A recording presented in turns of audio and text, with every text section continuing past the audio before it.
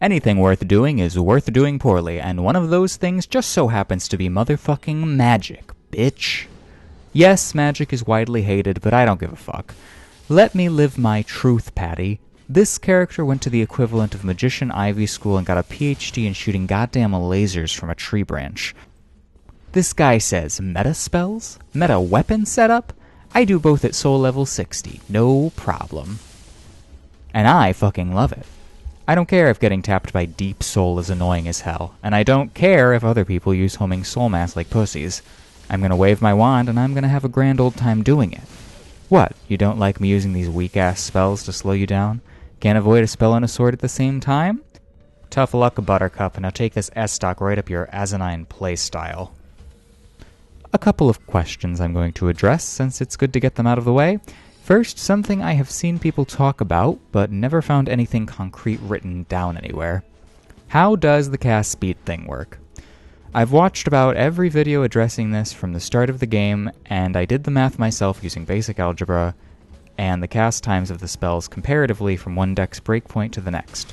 So here's the answer, once and for all. Each point of dexterity or virtual dexterity makes the animation for a particular spell 0.6% faster. This includes startup and recovery. It's more noticeable on the bigger spells like Vestiges and Wrath of the Gods, not that anyone uses it, since it's shaving off more total frames from a longer total cast time. 5 points of dex is 3% faster from your original starting base point. 10 points is 6% faster. From 10 to 50 dex, you can pick up a total of 30% cast speed. Now, if you only have the Sage Ring +1 because New Game Plus is annoying as shit, and unlocking all of the areas on PS4 will take a day of your time, then don't worry too much about it. Even at 12 dex, with the ring, you're only losing 1.8% total cast speed reduction.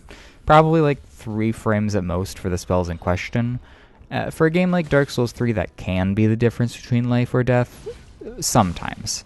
But it's that or use the Witch Tree branch, and some compromises I'm not willing to make. In all seriousness, this build is theoretically quite strong. It's not something that's powerful by virtue of having more total damage numbers like a Dark build, and it's not something that's incredibly versatile like a Quality build, where you can choose almost any physical weapon in the game to fit the situation. Where this build shines the most is in its control. Control of space, control of options, control of strategies. You get to decide the pace of any interaction, and can move the goalposts on what a host will have to do in order to score a hit, or avoid one for that matter. The key parts of this are the spells Deep Soul and Homing Soul Mass, two infamously fast and irritating spells to deal with as an invader, but spells that serve a very different purpose from the standard spam. At mid-range, a use of either of these will demand that your opponent roll to avoid the damage, or take the hit, or dash out of the way in some capacity, which is still some sort of commitment. You can force an opponent to perform an action seemingly at will, and although you may not be able to control exactly how they avoid your spell, they will need to perform an evasive maneuver to avoid the damage at all. In the case of Homing Soul Mass, provided you have enough space to cast it, you can slow ganks down by having the orbs on standby.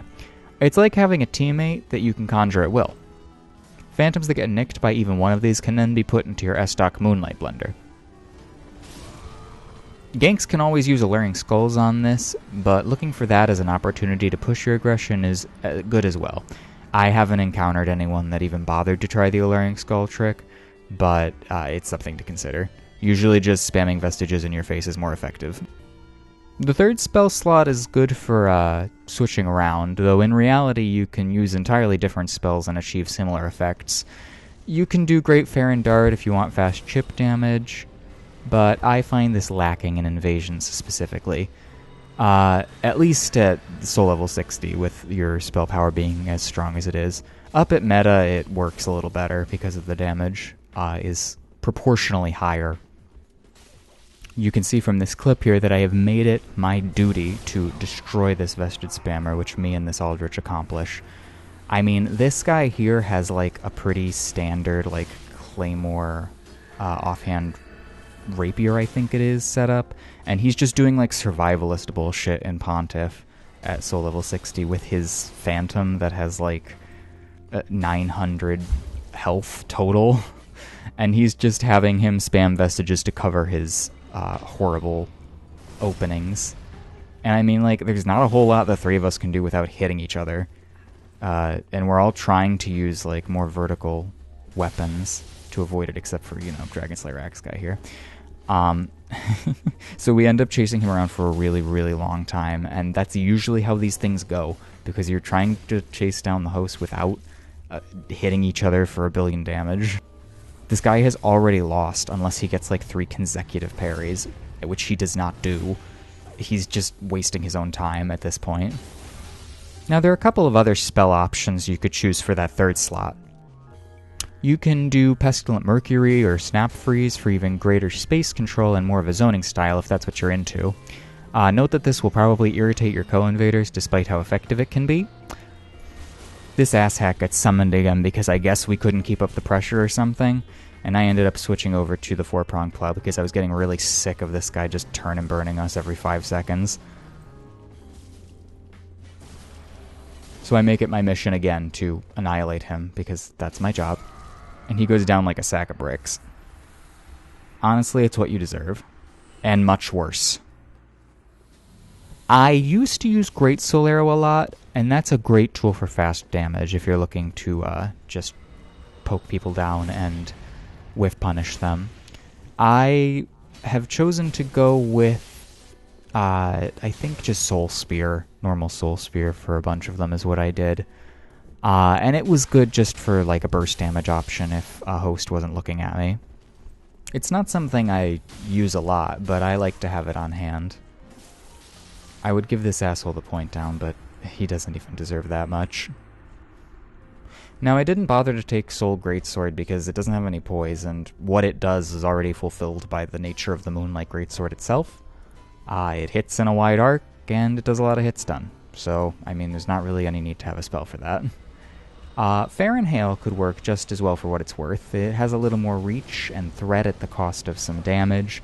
But I mean, otherwise the sky is the limit. Other options might be more niche, but the joy of being a wizard is that you have a lot of different spells to choose from and play with, even if they all fundamentally do the same thing. Now for the weaknesses, and it's not really anything new. People have made many wizard builds, and they all have very similar weaknesses. The stat investment is kind of tight down at 60 plus 6, but that doesn't mean you can't make it work. You can have health, stamina, damage, or an extra spell slot, but not everything all at once. I chose to go with spell damage and the extra third spell slot that I was talking about. Fundamentally, to be a wizard is to be a little squishy, so I fulfilled that fantasy. At 1,100-ish health, you can get hit maybe 4 times with average armor, so there isn't a lot of room for error. Now, these people don't really have super high upgraded weapons, and I'm not even sure what level they're at, so you can survive a little bit more, but like anyone who's kitted for PvP is gonna rip you up. On top of that, you'll probably be running at least 1 Ashen Estus, making your Estus total 6 at most. Stamina management will have to be fairly tight, and I recommend having grass on you at all times, since sparing a ring slot for Chloranthy, which is something I usually like to do, isn't really practical. I honestly forgot to use grass, like, in 8 out of 10 of these invasions. Just, like, most of the time forgot it was even a thing. Limited resources that take too long to regenerate is a similar problem, but that's just FP overall. You should be able to function even beyond using all FP, since the Estoc and Greatsword combo is so strong on its own. The upside is that you don't even have to use spells if you don't want to, and you still have one of the best melee setups in the game. I fully acknowledge that my personal skill holds back the full potential of this build, but it is, in my opinion, a fun and powerful way to approach the game. Finally, this is Dark Souls 3, and no matter how much control or pressure your spells give you, a gank is a gank is a gank, and you are merely one invader. No amount of magic can save you from enemy vestige spam, ultra greatsword blunders, and Havel monsters. Funnily enough, sorcery is one of the things that I do like about Dark Souls 3. I don't think it's a particularly great system, I just think that it's at least a little more reminiscent of Demon Souls in that it has mana, basically, instead of uses, which is fun for different reasons in the resource management department. Also, it has the pretty signature nuke spells, which are not things I like, or things that I ever really end up using very often at all. But I think they add a certain flavor to playing the PvE, if anything. In ganks and PvP, those things just... I don't think they should be viable, even if they do end up being viable, merely for the health of the people who are playing the game. It is very frustrating to have to fight, 1-tap, 2-tap Crystal Soul Spear builds. And that's part of the reason I like this. It's a more balanced approach. It takes into account the fact that you will be using mainly your swords, and then you get to use as much magic as you feel is necessary in any given point in time to augment the rest of your game. So I did what any insane person would do, and I took this build to meta level. And it went just as poorly as taking any build to meta level in Dark Souls 3 could possibly go. Good job, guys. I had a lot of options there. You outplayed me. Congratulations. And then you get people with the Wendy's Wi-Fi who simply do not animate their attacks, and you do not have any real way of knowing whether or not you're going to die. Bonus points, this guy has like a full either 60 int or higher magic setup that does 60% of my max health. Even with my 60 intelligence being as high as it is, it's not enough flat magic reduction to even weather this Crystal Soul Spear. I wish I could say that my crystal weapons were doing enough damage to do anything to this ear-wearing wizard, but unfortunately with host HP and his friend here, it wasn't enough. Yes, congratulations. You don't animate your attacks. I mean, I could have done more there, but honestly, would you really want to do more there? If you are masochistic enough to play at meta level, do whatever you damn well please. Sky's the limit at 120 with all those juicy stat points. I think capping yourself at 4 spell slots is a healthy middle point between practicality and excess, but you could do more if you feel you need it. I took 4 so I could have Great Deep Soul, Homing Soul Mass, Snap Freeze, and Crystal Soul Spear, just in case. I did end up switching out the Snap Freeze because I wanted Great Farron Dart, because there were a bunch of situations where I just got someone down to 1 health and I would have been able to finish them off if I had the Great Farron Dart, but I didn't do that until later on. Now, having your own Crystal Soul Spear is just good to have on you on the off chance the opportunity arises. It's best not to show anyone you have it, especially other invaders, who will make it their priority to murder you. Also, it's incredibly inefficient to use as anything other than a finisher on a lowish health target. For only 6 stat points, you get to strap the equivalent of a rocket launcher on your back to whip out if someone turns their gaze from you for even a second. It's handy if a red is distracting the host in a roll catch and you see an opening from afar, unless that person is also an int-invested build, which is not very likely. Then you can probably just finish them off with no difficulty. Might help to have the Scholar's Candlestick offhand just in case, but that's not my thing. Coming up is an instance where I actually did get some use out of the Crystal Soul Spear, which is not something I could say very often. This goddamn spell is everywhere. Especially on PS4. I don't know about PC, I'm assuming it's the same, but how can that not be a problem? How can that not be a huge, glaring problem that you melt through the entire game with 1 spell? 1 spell! I mean, Pyromancy is kind of easy mode in general. There's a reason why you see people with a Shield of Want and a Pyromancy Flame in their right hand and, no melee weapon. It's good for a reason, at least versus the PvE.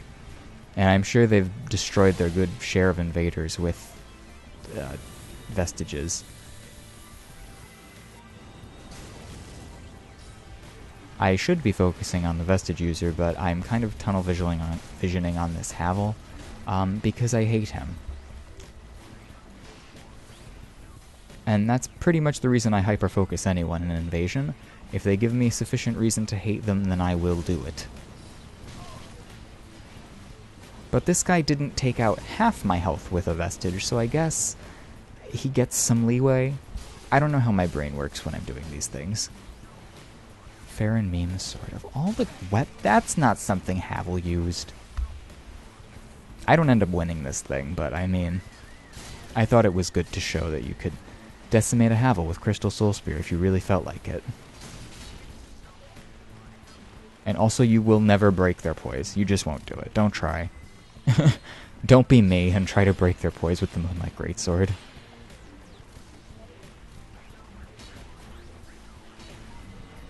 I figured that after so many swings I might get it, but, you know.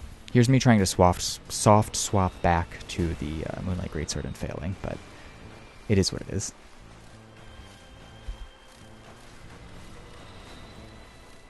Oh, the animations. 1, 2.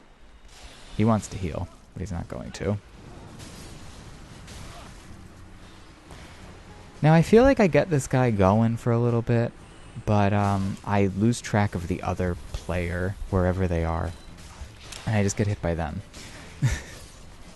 And I almost have him done. Like, I almost have it, and he just comes from off screen, swinging a dark sword and his Shield of Want.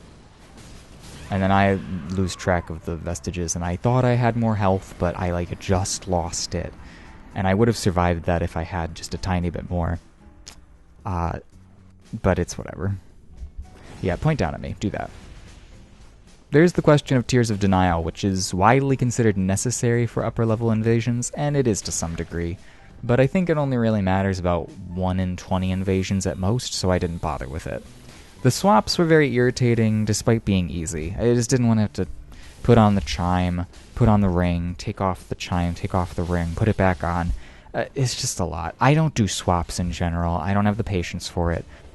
I commend people that can do it, and I think it's very impressive when people do the swaps, especially into, like, the Lito's weapon art. That's really interesting and cool, but I don't find it to be a meaningful tech, or at least I don't believe that it should be a meaningful tech for this type of game. Like, your ability to menu is a very silly thing to make you have more advantages. It just seems strange to me. Like, yes, it technically makes the game more technical and difficult, and it makes it deeper, but it's menuing. Like, it's menu play. Who thinks that going through a menu to, like, make a weapon's moveset different is cool? Who does that? The one menuing thing I think is, you know, pretty necessary is, like, the cat ring swap, and, like, other minor adjustments mid-game to, like, switch your weapons, but, like, the moveset swaps and the armor swaps, it's all too much. It's all much too much for me. So I try to center my builds around having easily, quickly accessible tools that I don't have to think too hard about where they're at or why they're in the place that they're at. Like, it's either in my hands or it isn't, or it's something that I will be swapping to in a very specific situation, like the spear. Now, if you want to try the slower homing spells for more damage, I mean, go ahead. If you want to switch out Deep Soul for a Soul Arrow, that's cool too. I think the 2 spells that are here are the most popular choices, since they give you the most frame advantage from a neutral position once they're cast, but you can mix and match for more damage or threat duration or what have you. Really, it's up to you. I mean, there's a reason why every host mage spams homing Soul Mass and Great Deep Soul. Like, they appear and they threaten you for an insane amount of time, and they can't hit their phantoms, so there's really no reason not to just go ahead and use them. Now, do these spells give you an advantage over hosts? No, absolutely not. There's no part of this build that is inherently meta. It may be considered off-meta or alternate meta, being that it has a clear set of conditions and tools that you can utilize to win reliably, while still being at a slight disadvantage versus the true optimized setups. The win condition is slightly different from a quality or a dark setup. You can achieve a greater level of control with good crossbow play, despite requiring a significant amount of passivity. There's no part of the crossbow game that lets you really get in on opponents, because once you fire the bolt, you have to go through an animation, and then you have to run up, and it's a whole process. The crossbow bolts are merely meant to aggravate your opponent into making some kind of move. Mostly just an aggressive approach towards you. The statistical disadvantage you need to put yourself at in order to even use these spells, even into meta level, is noticeable. Trading dark and chaos damage for magic damage is only a slight dip, but the need to put as many points into attunement as you do for sheer variety, including tiers, is a big hit.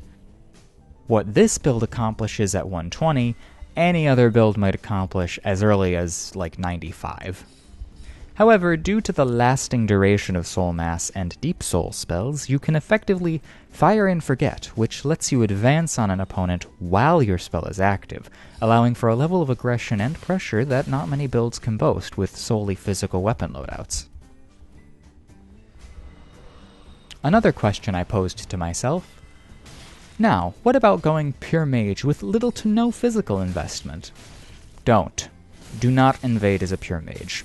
You aren't going to have fun, your co-invaders aren't going to have fun, and most importantly, I cannot have fun knowing that I have enabled some magician running around out there in the Ringed City trying to get the Crystal Homing Soul Mass into Crystal Soul Spear combo in the year of our Lord 2020. I swear to God that if I ever invade in this game again and see Farron Flash Sword on anything other than a Heiselpick build, I will materialize in your home and turn off your computer or console myself. And finally, the inevitable: can you incorporate this into a dark build? Probably, yeah. I mean, what can't a dark build do? The stat investment is a little tight, definitely, with at least 24 attunement as the baseline to get tiers, and like 2 spells. A Dark Estoc and the far better Onyx Blade will get you even more advantages, with the Onyx Blade's R2 poke. For spells, you can use the Izalith Staff for better damage on Great Deep Soul and Affinity, which is probably an even better partner than Homing Soul Mass is. Or, I mean, you can get a Pyro Flame to mess around with Black Serpent or Floating Chaos, or even more reliable spells of your choosing. You know, Black Flame, Vestiges. I mean, anyone can do it.